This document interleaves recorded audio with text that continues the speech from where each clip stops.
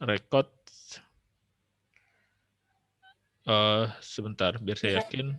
Oh, sudah ke-record ya. Oke, selanjutnya kita akan masuk ke modul 13, yaitu network virtualization ya. Ini sebenarnya sudah di luar dari topik CCNA ya. Jadi kalau network virtualization ini materinya materi cloud computing, big data yang lagi tren saat ini. Modul 13, 14 ini sebenarnya sudah materi yang berbeda. Kemudian modul 14 ini kalau kita lihat ini network atau automation ya. Network automation ini kalau misalkan Anda ngambil Cisco lagi gitu kan, yang lagi tren saat ini 13-14 itu ada topiknya DevNet, developer net. Jadi itu adalah dari network automation. Jadi ya, kalau Anda ingin melihat DevNet, Anda bisa lihat di sini, developer net. Oke, sekarang kita masuk ke ini, network virtualization. Langsung aja. Oke. Nah, kan benar cloud computing ya. Jadi kalau ini, jadi atau kita lihat videonya dulu ya. Sebentar, ini saya coba stop recording dulu, recordingnya. Kita langsung di sini aja sekali-kali. Saya pikir lebih bagus di sini sih ya. Setelah saya cloud computing, di sini enaknya karena ada videonya ya. Saya stop share dulu. Share screen-nya, advance sharing, sound-nya di mana ya? How many participant? Oh, share computer sound. Oke. In general, when we talk about the cloud, we're talking about three things: data centers, cloud computing or cloud services, and virtualization or Kalau di virtual Anda kedengeran computing. suaranya? Enggak. Though data centers can be smaller, they're generally large facilities which provide massive amounts of power, Enggak ada cooling, and pemilihan sound bandwidth. ya. Only very large organizations like Facebook or Google can afford to build their own private Di data Anda centers kedengeran nggak to saudaranya? provide services Saudara to their dari users. suara Other dari sound smaller ini. organizations Kedengeran lease nggak? space from a Oh, data di saya nggak center. kedengeran ya. Karena saya punya Cloud dua service sound ya. providers Ya udah like saya diem dulu deh. Cisco or Aduh, Amazon pusing Web juga kalau dia Services nggak ngerti or ngomong apa. Microsoft Azure offer their services out of data centers. Ya sudah, saya ambil speaker dulu. There are two basic types of clouds: public clouds and private clouds.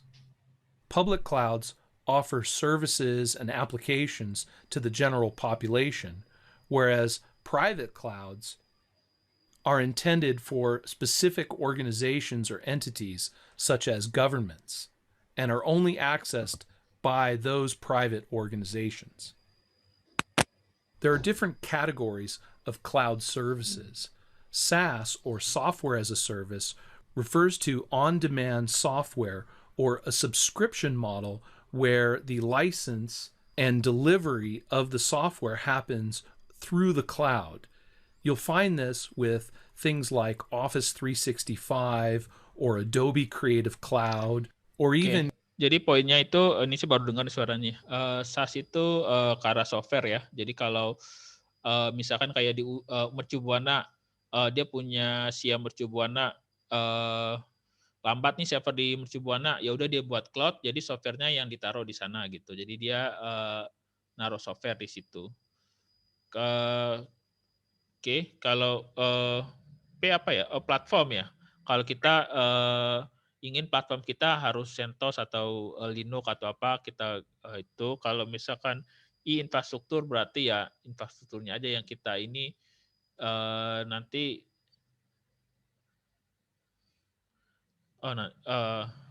agak-agak mirip ya. Ntar kita lihat dengerin dulu deh, biasa nggak saya computer jelasin. gaming software, in which access to the software happens typically through a web browser. The software is typically not owned but rather leased. PaaS, or platform as a service, is where the cloud service provider provides the platform, like the Java or .NET platform for a developer to develop an application or app. This oftentimes involves providing databases and tools to the developer so that they can quickly develop an app. Infrastructure as a service refers to virtual computing that can be provided over the internet on demand. This includes virtual computing such as virtual servers, as well as virtualized storage and virtualized networking capabilities that can be provisioned, allocated, and supplied on demand on an as-needed basis. Virtualization is the ability to abstract or separate the operating system from the physical hardware. To create a virtual computer, the dedicated physical hardware needs to be shared with the virtual computer. In this slide, we see a Windows 7 virtual computer that is sharing the physical dedicated resources of the host computer. This is done through a hypervisor. There are two types of hypervisors used in virtualization: a Type 1 hypervisor, known as a bare metal hypervisor, and a Type 2 hypervisor, known as a hosted hypervisor. A Type 1 bare metal hypervisor is a virtualization server. The hypervisor is an operating system that's installed onto the hardware directly, after which virtual computers can be created. There are different types of Type 1 hypervisors: KVM, Red Hat Enterprise Virtualization, Xen, Citrix Xen Server, VMware ESXi, VMware vSphere, and Microsoft Hyper-V. A Type 2 hypervisor is known as a hosted hypervisor. In this situation, the hypervisor is an application or program that is installed on top of the host operating system. In other words, you install the hypervisor like VirtualBox or VMware Workstation, Parallels Virtual PC on top of the host computer. You install VirtualBox, let's say, on top of the Windows operating system, and then you can create virtual computers. In addition to virtual computing, we can also virtualize switching and routing. In this slide, we can see two VMware ESXi hypervisors. The virtual computers are all networked together with a Cisco Nexus 1000V virtual switch. The virtual switch brings the power of a Cisco switch to the virtualized network environment. Oke, jadi kesimpulannya pertama kan tadi ada tentang SAS ya, SAS pas sama IaaS ya. Kalau SAS itu lebih kita nyewa servis ke mana softwarenya aja yang kita letakkan di publik ya, seperti misalkan kayak sia.mercubuana gitu kan, karena memang server misalkan server di Mercubuana ini aksesnya terlalu lambat, taruh aja di cloud gitu. Jadi software yang kita taruh di situ. Kemudian kalau yang PaaS itu platform ya, jadi tadi dibilang ada Java, .NET, jadi sesuai dengan yang kita inginkan. Jadi kita menginginkan di situ nanti Java .NET-nya sesuai dengan yang sesuai dengan aplikasi kita ya. Oke, cuma kalau di fokusnya kalau di PaaS gitu platform ya fokusnya di ini .NET platformnya aja. Kalau di software ya kita lebih ke arah softwarenya aja. OS-nya ya sudah diinstalin, cuma fokusnya di situ aja. Kalau IaaS ini infrastruktur ini misalkan kita punya sendiri, kita ingin bangun sendiri, kita sewa VMware, kita sewa bare metal, PC, server taruh di situ, network kita taruh situ segala macam, semua lebih fokusnya ke infrastruktur. Oke, kalau ingin tahu Anda bisa coba ke Amazon atau web service, di situ biasanya ada ininya. Platform for a developer to develop. Nah, kemudian di sini ada virtualization ya. Jadi virtualization ini yang kalau kita gunakan sehari-hari, kita gunakan sebut dengan host virtualization di situ ya. Cuma host virtualization itu tidak bisa digunakan untuk server pada umumnya untuk di data center. Biasanya kita menggunakan yang namanya tadi disebut hypervisor bare metal. Jadi virtualisasi ya memang dia secara fisik dia adalah untuk hypervisor. Nah, kalau misalkan yang di kita, di komputer saya juga gunakan, ada VirtualBox, itu servernya pasti nggak ngangkat ya. Jadi ilustrasinya kalau kita cari VMware hardware ya, kita digambar aja. Oke, kok bukan gini. Nah, ini adalah contoh dari si VMware tersebut ya. Slot-slot ini ada atau di sini ya yang pas ya. Ini ada kosong ya. Kalau kita hitung 1, 2, 3, 4, 5, 6, 7, 8, 9, 10, 11, 12, 13, 14, 15, 16, 17, 18, 19, 24 ya. Ada 24. Nah, ini 24 ini yang kosong. Ini adalah 24 hard disk. Jadi nanti Anda akan masuk ke hard disknya dimasukin ke sini 1, 2, 3, 4, 5, 6, 7 sampai 24. Jadi kalau misalkan jadi dia 24 hard disk misalkan dimasukkan semua. Secara fisik kita lihat hanya ada 24 hard disk, tetapi secara visual, secara logical itu cuma satu hard disk. Gitu. Jadi kalau misalkan oh nih space-nya udah penuh nih di hard disk pertama misalkan karena dia dalam satu virtual itu dia gampang ningkatin space-nya gitu. Misalkan satu hard disk ini ada 1 tera, berarti ada 24 tera. Jadi dia gampang untuk ningkatin untuk si aplikasi 1 sekian, untuk aplikasi 2 sekian. Misalkan dikasih 20 giga dulu. Terus ada request, ya udah kita tingkatin lagi. Nah, itu dilakukan secara logical ya, secara logical. Kalau secara ini dia satu ya. Nah, di sini juga kalau di VMware ini dia bisa namanya backup. Jadi ini hari 1 nanti di backup ke hari 2. Jadi misalkan kita anggap slide ini bagian satu sini adalah untuk yang operasional, ini untuk backup. Jadi ini data hard disk di sini akan di backup secara cepat pastinya ke sini. Ini akan di backup ke yang nomor 2, 3, ke 3, 4, ke 4, 5, ke 5, ke 6. Ini namanya RAID ya. Jadi kalau misalkan hard disk ini bermasalah, ini tinggal dijalankan dia hidup gitu. Jadi dia secara real time dia akan saling backup. Seperti itu. Itu apa namanya ininya apa teknisnya gitulah. Nah, yang kayak gini masalahnya kita nggak bisa mempraktekkan ya karena untuk belinya juga mahal gitu. Jadi kalau Anda sudah kerja atau Anda nanti ingin ikut pelatihan VMware atau apa itu ada cara-caranya. Jadi mungkin dia menyediakan untuk di otak-atik ya. Kalau untuk level kampus kayaknya susah. Saya cuma bisa kasih pengertian seperti itu. Gitu. Jadi backupnya bukan backup aplikasi, tapi backup hard disk langsung gitu dan real time. Seperti itu.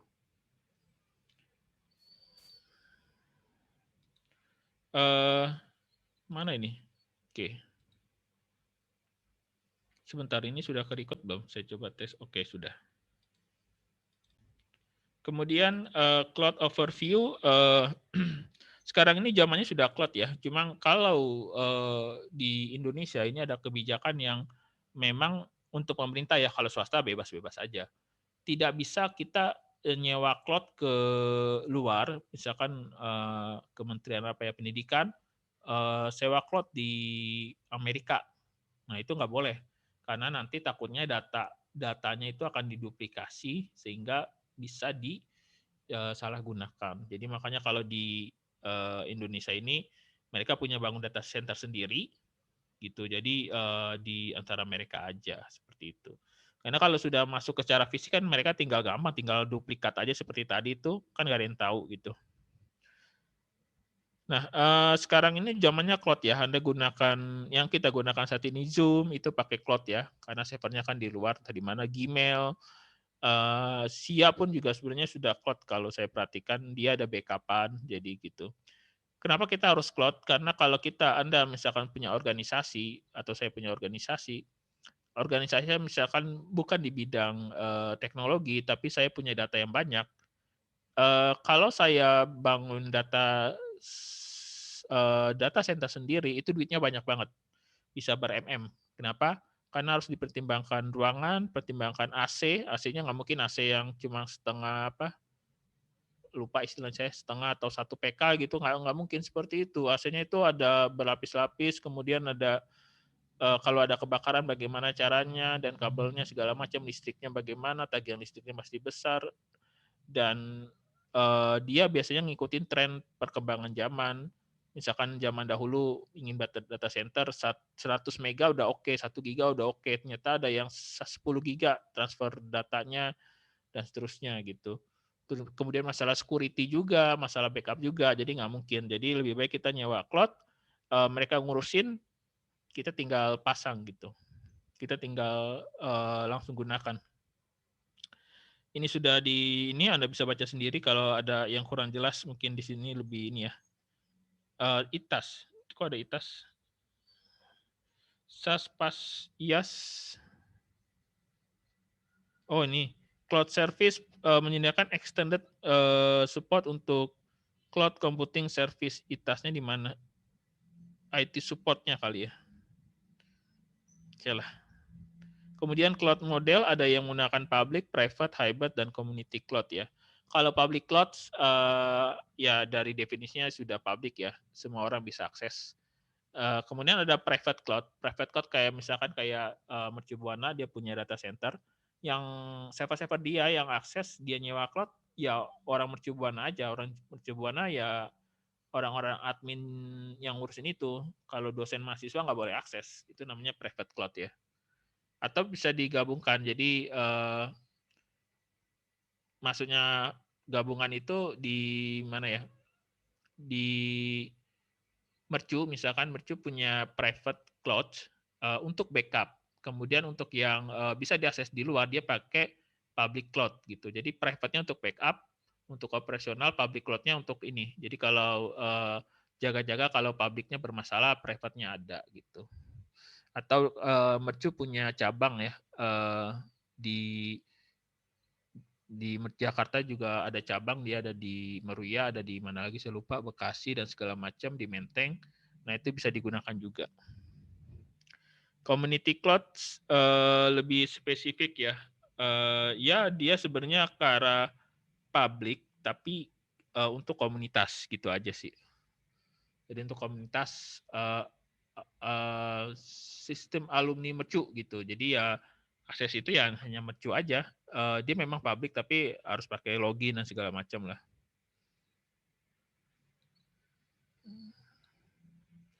Oke. Hybrid, public, private, community, mereka semua di mana?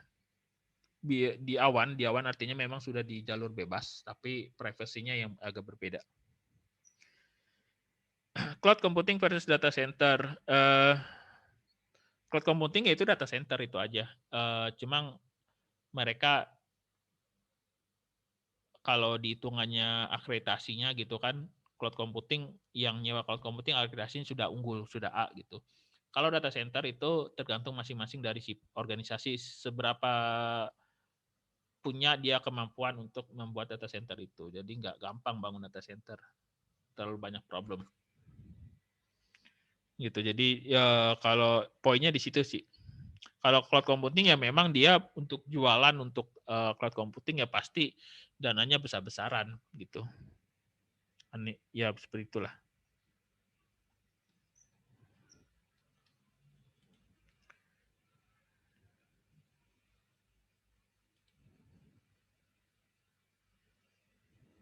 Oke, cloud computing dan virtualization ya, dia nih temenan ya, jadi tidak bermusuhan, dia saling terintegrasi.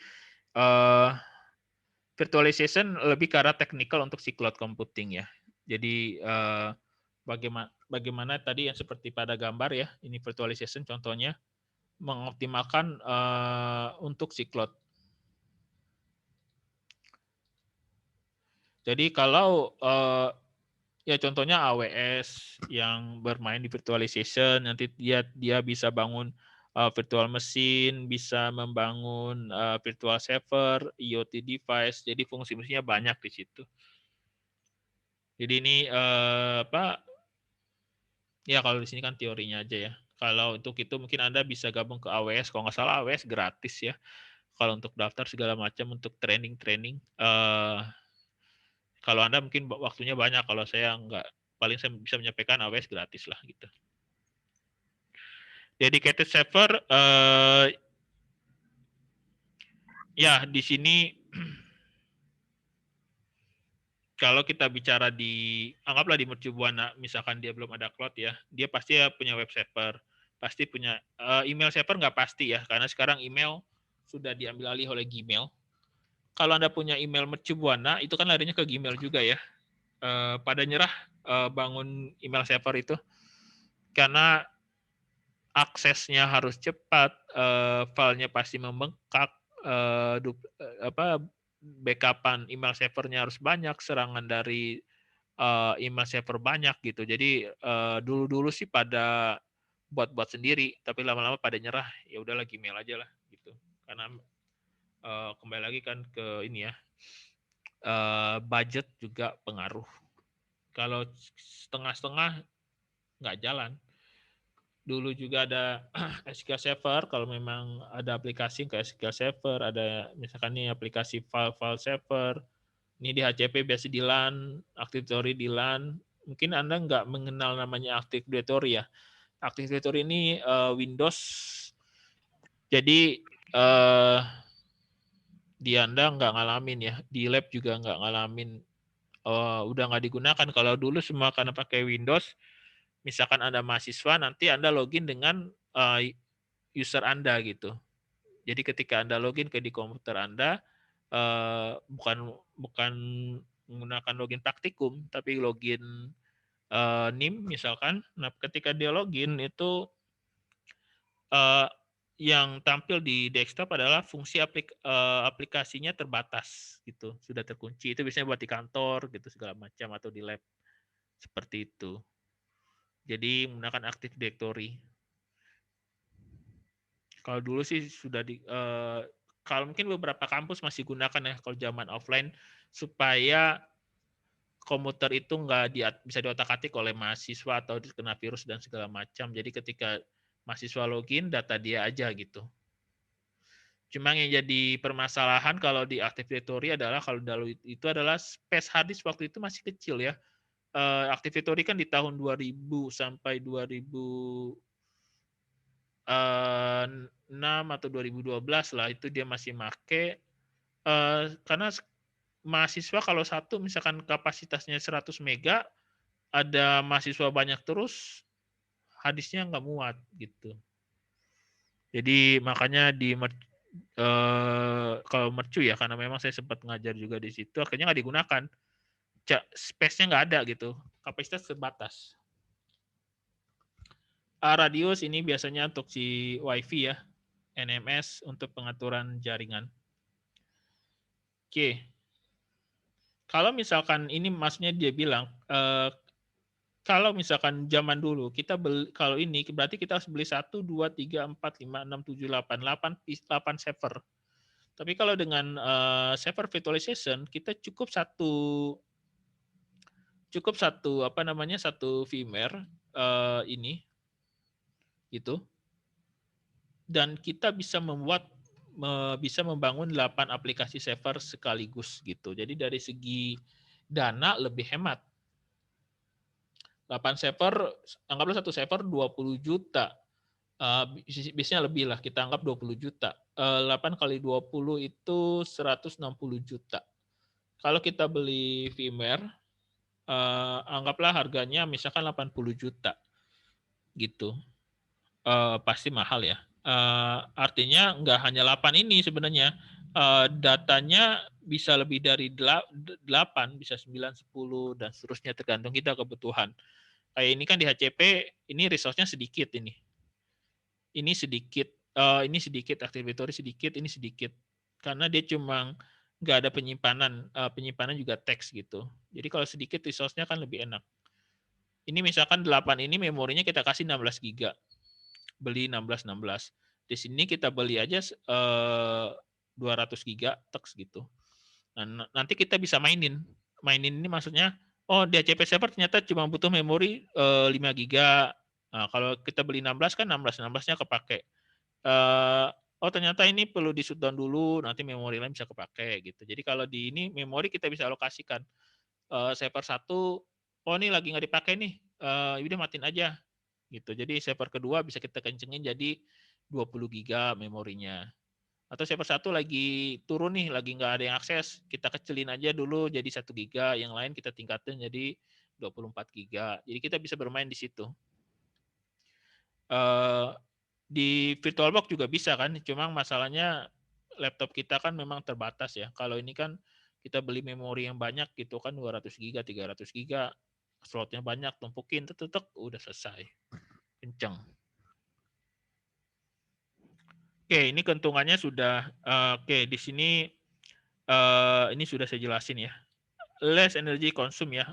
Bayangkan 8 server dihidupkan dengan 8 device atau server dihidupkan dengan 1 device dihidupkan, pasti energi listriknya lebih rendah kan ya. Space juga lebih rendah ya. Kalau ini besar-besar. Nah, kalau ini kan cukup 1. Cukup 1 gitu. Kalau yang ini ada, misalkan ininya ada 8 ini, kalau server nih kayak seperti ini biasanya nih, 1, 2, 3, ini colokannya. Kalau ini server di data center kayak gini, 1, 2, 3, 4, 5, 6, 7, 8, jadi ada 8, ini cuma 1 gitu. Otomatis beda ya, sudah jauh berbeda. Oke, kemudian easier prototype, faster server provisioning ya, kita lebih cepat dalam ini membuat aplikasi. Increase server uptime, improve disaster recovery. Nah, maksudnya apa improve disaster recovery? Ketika kita membuat ini di backupan ini sama ini, biasanya standar backup di sini ada, harus ada di tempat lain juga. Jadi ini akan dikirim ke suatu tempat, jangan di satu gedung di Mercubuana. Misalkan dia satu di Mercubuana, satu di Menteng, backupannya di situ. Itu standar pertama, harus beda lokasi ya, beda kota kalau bisa. Kalau bisa lagi beda pulau gitu. Kalau bisa lagi beda negara. Jadi backupan seperti itu. Kalau nggak kalau bisa jangan satu lokasi, beda ya, beda kota atau kabupaten, beda provinsi, beda pulau, kalau bisa, atau beda negara gitu. Yang belum bisa beda planet ya, kita belum bisa. Tapi ya mungkin suatu saat bisa kali ya. Oke.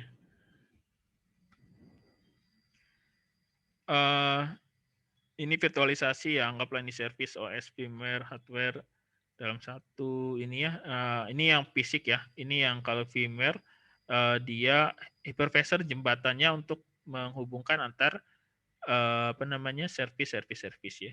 Nah, ketika materi ini dibuat, sudah ada lagi teknologi yang lebih dari hypervisor ya. Dia menggunakan metodologi yang lebih efisien lagi. Namanya apa ya? Lupa. Docker ya. Docker itu softwarenya. Cuma lupa saya. Jadi ini saya lupa Docker atau apa. Di sini bukan OS lagi. Ini satu OS. Tapi di sini misalkan di sini apa namanya platformnya misalkan, jadi dia mainnya di rata-rata kenapa kita buat OS yang berbeda, karena kita butuh library dan software yang berbeda. Poinnya di situ doang sebenarnya. Kenapa kita butuh OS yang berbeda? Karena kita butuh library dan OS yang berbeda, library dan software yang berbeda. Misalkan kita butuh .NET di sini, kita butuh Java di sini, kita butuh Python di sini. Ya udah, di Docker ini OS. Jadi di sini Java versi 6, misalkan ini .NET versi 7, .NET versi 8, .NET versi 9, semua jalan dalam jadi dia punya ruang tersendiri gitu. Jadi saat ini ada lagi tren yang saat digunakan gitu ya. Namanya Docker itu apa ya? Sebentar.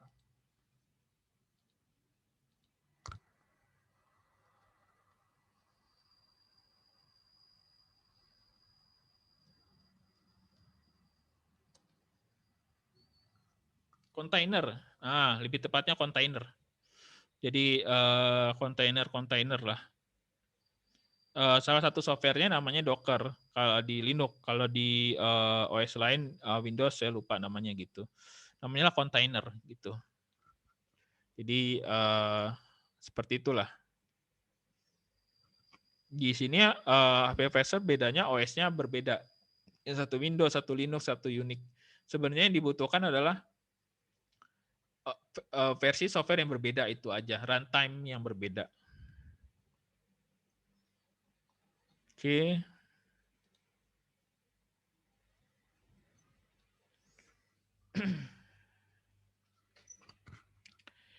Oke, ini installing. Anda sudah install firmware ya, sudah biasa. Ini yang ilustrasinya mungkin seperti yang saya jelasin di awal, tambahin satu-satu. Nanti di sini kan dia menjadi membuat virtual hard disk ya, hard drive ya. Jadi dia bebas mau berapapun. Oke. Di sini ada network virtualization itu ada di istilahnya north-south traffic. South-nya mana ya? Kok dia nggak ngasih? South-nya di sini kali. Sama east-west traffic ya. Jadi kalau north itu lebih mengarah dari istilah jaringannya ya. North-south traffic itu kalau north itu lebih mengarah dari router ke ISP gitu. Kalau south traffic itu dari core layer yang dekat dengan ISP ke distribution. Itu south traffic ya. Kemudian kalau east west traffic cuma di kanan kiri aja bedanya ya, lebih mengarah ke client akses gitu. Nah, ini core layer ini lambangnya juga berbeda, artinya lebih mahal ya. Karena bebannya tinggi. Ini juga sama distribution, ini access layer. Ini kecepatan 10 giga. Ya, ini nggak tahu berapa ini. Ya kalau misalkan itu kalau Anda ini mungkin dari mercunya bisa field trip ya ke data center di perusahaan-perusahaan data center ya untuk melihat seperti apa.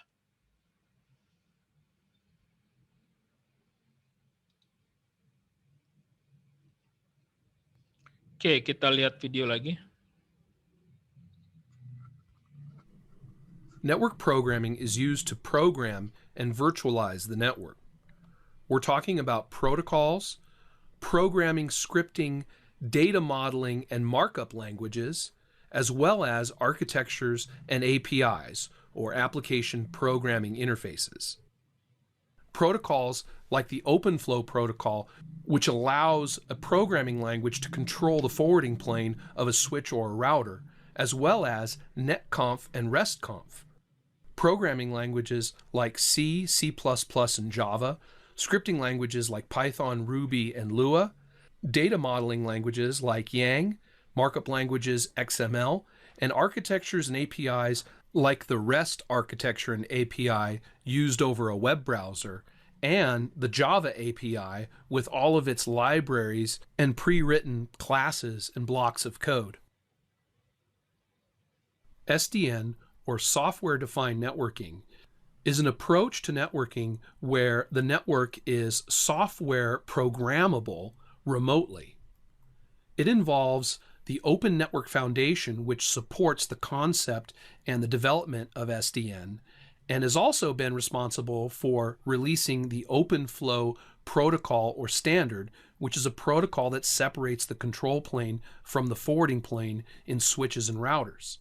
Also listed here is OpenStack, which is a software platform for cloud computing and providing IaaS, or infrastructure as a service, which means the ability to manage pools of processing power, virtualized servers, and network storage on an as-needed basis for the customer through a data center. In this image, you can see a comparison between a traditional architecture and an SDN architecture.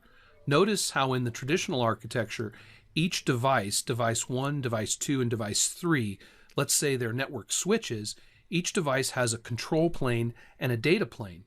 And so to configure those devices, you configure the control plane on each of those devices.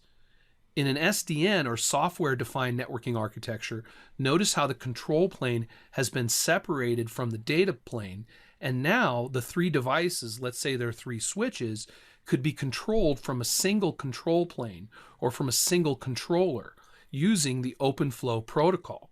This way, the three switches can be programmed from a single point or a single software program. In this image, you can see this example further. In this case, the application has been developed using Cisco's 1PK Open Network Environment Platform Kit, and the software has been written in, let's say, the C or Java or Python programming languages, and the application can program the data plane on the three switches, device 1, device 2, device 3, using the OpenFlow standard. Network controllers are SDN control plane devices, which are a programmable point of automation to manage, configure, monitor, and troubleshoot virtual and physical network infrastructures. This automates the configuration of the network infrastructure. A network controller is a hardware device which locates the SDN control plane. An example of a network controller used in SDN or software-defined networking might be the Open Daylight platform. The Open Daylight platform is an open source SDN controller platform.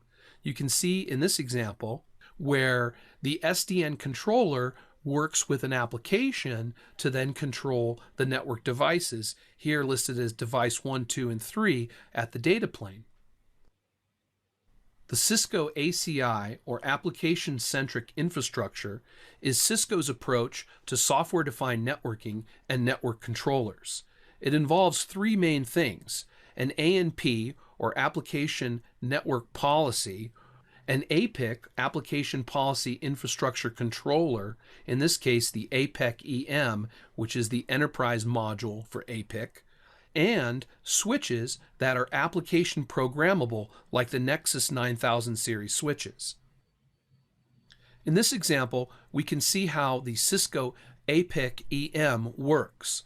The APEC-EM, or enterprise module, is the SDN controller which sits between the application and policy and the data plane devices, device 1, 2, and 3. Oke, jadi poinnya adalah gini. Kalau kita lihat dulu ya, Microsoft ya, dia kan Microsoft itu tidak open source, kemudian ada Linux yang masuk menjadi open source gitu. Nah, tren berkembang bagaimana biar ada, selama ini dikuasai oleh Cisco dan selama ini dikuasai oleh Mikrotik atau apa, gimana kalau itu open source ya, SDN, Development Network, S-nya saya lagi lupa. Jadi, nah lama-lama Cisco, Huawei, dan segala macam juga harus ikut dengan teknologi yang ditawarkan dengan SDN untuk diterapkan. Jadi ada juga yang memang versi open source, bisa Anda search, yang Anda bisa buat topik tugas akhir untuk yang ini membuat router dan segala macam. Nah, perbedaan dia dari SDN ini, dia menawarkan konsep networking, tidak hanya networking bisa programming. Jadi networkingnya itu, programmingnya yang jelas program yang ke arah networking ya, tidak yang ke arah lain. Jadi misalkan kita buat script VLAN, buat script aktifkan interface, buat script monitoring pakai Python dan segala macam ke router Cisco, ke router misalkan Huawei, atau ke ke device manapun. Kalau Anda nggak punya device, Anda buat simulasi. Jadi SD-nya pakai simulasi. Gitu. Jadi poinnya di situ. Jadi sehingga network tidak berkembang lagi menjadi yang namanya network programming yang mungkin Anda bisa lihat di DevNet ya. Yang mungkin kalau ini Anda bisa lihat di DevNet ini. Seperti itu. Cuma memang saya harus jam terbangnya harus lebih panjang lagi. Kalau ngajar itu konsennya memang berbeda ya. Languages like Yang. Nah, di sini network programming-nya Anda bisa cari OpenFlow namanya. Protokolnya OpenFlow, Netcom, Frescon, bahasanya bisa pakai C, Java, Python, Yang, dan ada web service. Web service-nya itu kayak Yang, dia pakai data modeling language-nya, XML, REST Java gitu. Jadi Anda sekarang kalau belajar networking, enggak serta-merta networking ya. Sekarang trennya sudah ada API programming used juga. over a web browser isn't a concept in switches, which means customers say their network Nah, switches. kemudian perbedaan yang ditawarkan oleh SDN ini adalah kalau sekarang sih sudah banyak ya. Kalau selama ini saya bilang sih ya mungkin di tahun 2016 ke bawah kali ya. Kalau kita buat WiFi, misalkan ada kerjaan proyek pasang WiFi di suatu gedung, satu lantai itu bisa 5 WiFi misalkan. Itu ada 7 lantai, otomatis ada ya hitung sendirilah 35 lantai kali ya. Nah, kalau dulu masing-masing WiFi itu di setting sendiri-sendiri. Kalau ada perubahan, Anda 75 WiFi-nya 30 WiFi-nya Anda setting ulang. Nah, itu nggak efektif. Nah, mungkin setelah itu Cisco dan segala macam ada software wireless Aruba, namanya wireless controller. Jadi wireless controller ini akan mengatur semuanya, yang lain ngikutin aja, gitu. Itu makanya di sini ada control plane data. Jadi masing-masing dia punya independen. Nah, kalau di sini dia SDN aturan di sini. Nanti data plane-nya dia mengatur gitu. Jadi pengaturannya di control plane gitu. Jadi kalau sekarang seperti ini. Ini sudah diterapkan oleh Cisco, oleh Huawei, oleh Aruba, Wi-Fi ini namanya WLC ya, wireless controller. Jadi dia harus punya. Kalau enggak admin kerjanya olahraga aja, jalan-jalan. Iya kalau dia satu gedung, kalau dia beda gedung, kalau di mercu kan beda gedung kan, jalan ke sini, jalan ke situ, capek itu. Jadi kalau dengan ada wireless control, cukup satu Anda remote aja wireless controlnya, atur-atur, semuanya ngikut. Gitu. Hanya saja nanti yang paling diperlukan adalah analisis desain jaringannya itu harus mantap dulu. Analisis jaringannya harus mantap, kemudian Anda terapkan. Gitu. Jadi lebih mengarah ke kemampuan analisis si networking. Jadi networking tidak sekedar masang kabel, konfigurasi IP address, enggak, tapi analisisnya harus bagus. Itu biasanya pengalaman lah yang ini. And now the usation has been developed using. Oke, sama udah saya jelasin poinnya. Poinnya udah saya jelasin ya. Dia memang ke arah programming. Oke, lanjut aja. Jadi poinnya udah. Nah, kemudian di situ ada control plane dan ada data plane. Data plane ini yang dia jalan-jalan aja kemana tujuan dia akan jalan, baik menggunakan router atau switch. Kalau control plane ini dia memutuskan ya. Layer 2 dan layer 3 mekanismenya, topologinya, tabelnya, STP-nya, RP-nya. Jadi analisis desain Anda ada di control plane. Data plane ikut aja.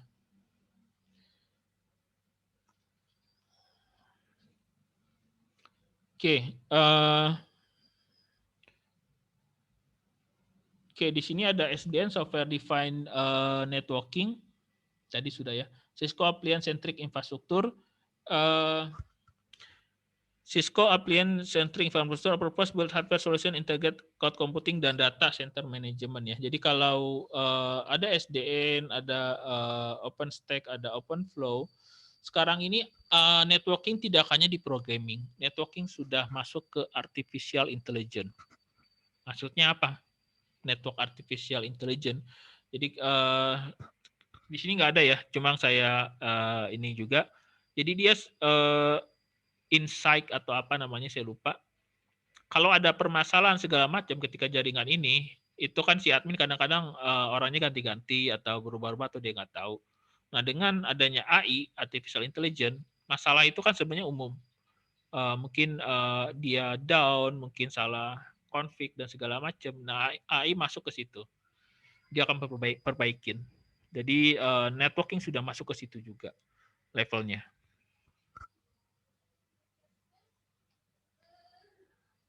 Oke.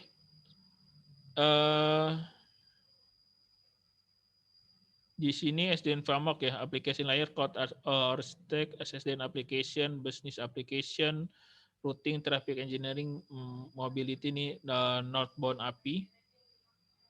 Ini southbound IP ke router dan switch ya. Dia dari distribution ke bawah. Oke.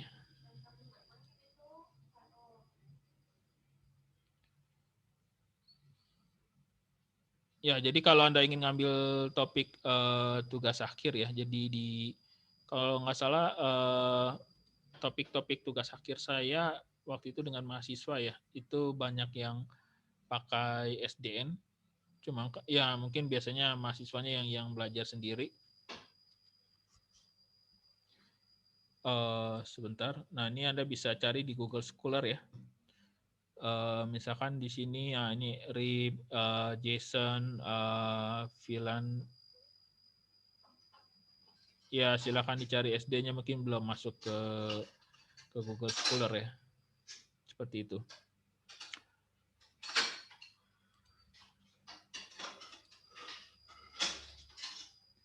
Oke. Aci ini apa ini?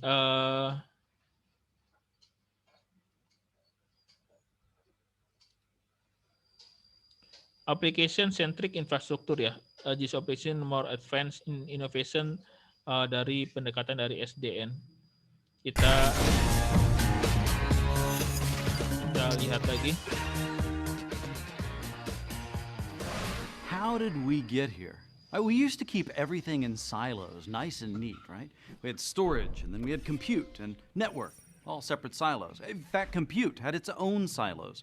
Servers were local to the users, and they were grouped by function, right? We had mail servers, database servers, and so on.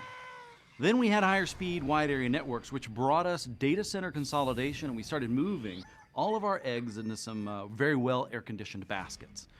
And then came virtualization, the hypervisor. Probably our biggest jump ever for optimization. Now one server could run multiple operating systems. Applications could think that they were still siloed. Well, that then brought us multi-tenant data centers. Now compute could be offered as a service to your own enterprise or others. But here's the challenge. This hyper-virtualization has created what I call separation anxiety. You see, virtual machines grow like weeds. They're very portable, and we can do a lot of great things with them. But the network insists that your identity, and thus your policy, is tied to where you're located. Well, VLAN, subnets, security rules, and old-fashioned manual labor, these kind of things have kept it flowing for quite a while, but the complexity has reached a tipping point, and anxiety has firmly set in. Success can only be achieved when there's a harmony between the applications and the network, because they're both critical. Now, many answers have been proposed. In fact, two worth highlighting here: software-defined networking, or SDN, and network virtualization.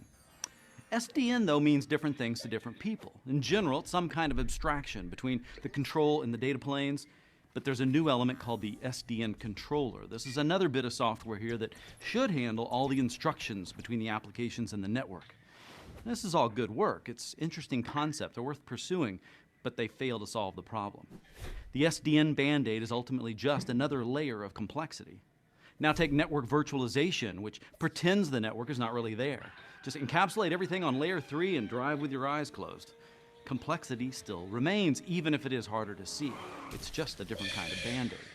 So true abstraction, isolation, and independence are needed for the network to truly support these dynamic workloads. And to truly get rid of the complexity, we need a do-over. Well, to do it over right, we need to follow a couple of requirements here. First off, the application must come first. There's no reason anything else exists except to support the apps. But also, applications cannot be touched, period. Don't touch them. And the third one, however, is keep it simple. I mean, some engineers know their apps. We got our app experts. Some engineers know their network. Both of these guys are valuable, and they need to be able to communicate very easily for this kind of thing to work. Well, Cisco's application-centric infrastructure has achieved all of this. Let's look at just 3 ACI concepts to help get you started. Application network profiles, fabric, and stateless hardware. But first, what is an application? It's not as singular as you would think. A simple web application has at least 3 logical tiers. Users interact with a web tier that will then talk to back-end application and database tiers. So is that the app? No, not yet. Now you have network services functions between each of these tiers, like QoS, load balancing, security. In a nutshell, it's all the policies, right? Take Oracle, for example. I mean, it could easily have different personalities on the network. Is it development? Is it test? Or is it production? I mean, all of those look the same to the network, yet each need dramatically different policies. Well, ACI wraps all of this up in an application network profile. It's a logical mapping of how an application is going to look, connect, and be treated anywhere on the network. Suddenly, we have one simple interaction point for an app developer, a network engineer, heck, even management. Well, this policy now sticks with the app as it moves through every part of its life cycle. And when you're done with the app, all of its policy stuff disappears. None of that stuff stays on your network. It stays clean. And the ACI fabric, which is our second concept here, is made up of the Application Policy Infrastructure Controller, the APIC, plus those stateless hardware switches, our third concept. So the switch architecture is a leaf-spine layout that enables linear scalability and robust multipathing, completely optimized for east-west traffic so common to data center applications. And it scales so easily. In fact, each spine switch you add creates another network path available for load balancing. And it's a very open design, too. The APIC exposes a northbound API for access to all of the control functions. The southbound API opens up third-party network services for even more policy control. These application profiles are used by the APIC to push logical topology and policy definitions down to that stateless hardware. This is a complete reversal from traditional architecture where ties between VLANs and subnets and firewall rules are tightly coupled, trying to meet dynamic application needs. ACI is a complete system, but without the complexity. Traverse any path in the network as if it was all virtual machines with layer 2 adjacency. Seamless mobility across physical, virtual, even geographically dispersed endpoints. Top-down control, bottom-up visibility with real-time telemetry and atomic counters. It's like an overnight success, 30 years in the making. ACI makes a lot of sense. Oke, itu dari Asia ya. Berarti ini produk baru lagi dari Cisco ya. Dia konsepnya adalah ke rule ya, ke rule ACI, apa ini kepanjangannya? Application Centric Infrastructure. Ya, jadi ini memang topik baru. Kalau di akhir itu kan dia bilang ACI memang lebih kompleks di awalnya saat membuatnya, pasti kompleks ya, karena ada virtualization,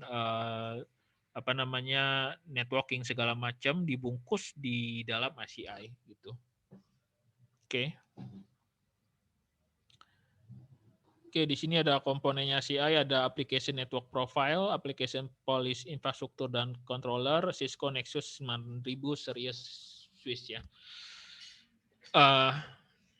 Mungkin ada ini kali ya, kursus lagi kali tentang ACI itu sendiri.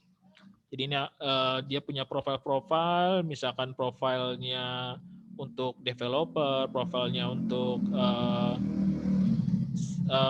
tes, profilnya untuk user dan seterusnya. Ini dia yang mengatur. Jadi lumayan berat ini kalau ini. Jadi VLAN, firmware, web service, application, database dan semuanya dibungkus, diatur oleh si Epic ini. Nanti Epic yang mengatur jalur distribusinya.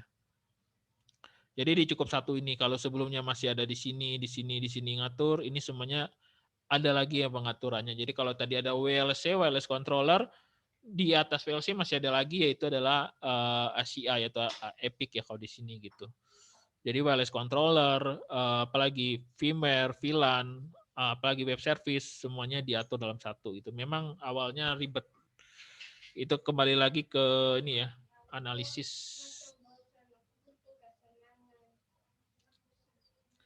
Oke,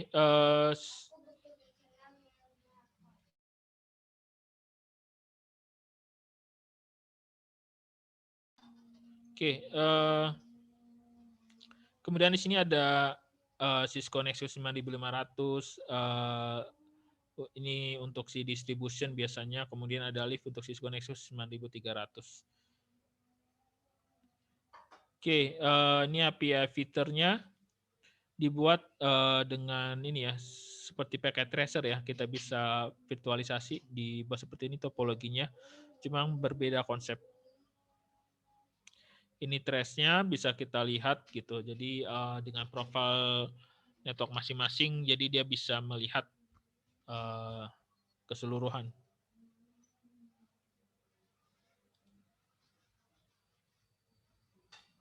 Oke, install Linux di virtual machine. Ini saya rasa bisa ya. Oke, sudah jam 11.45 ya. Mungkin network automation bisa kekejar nggak ya?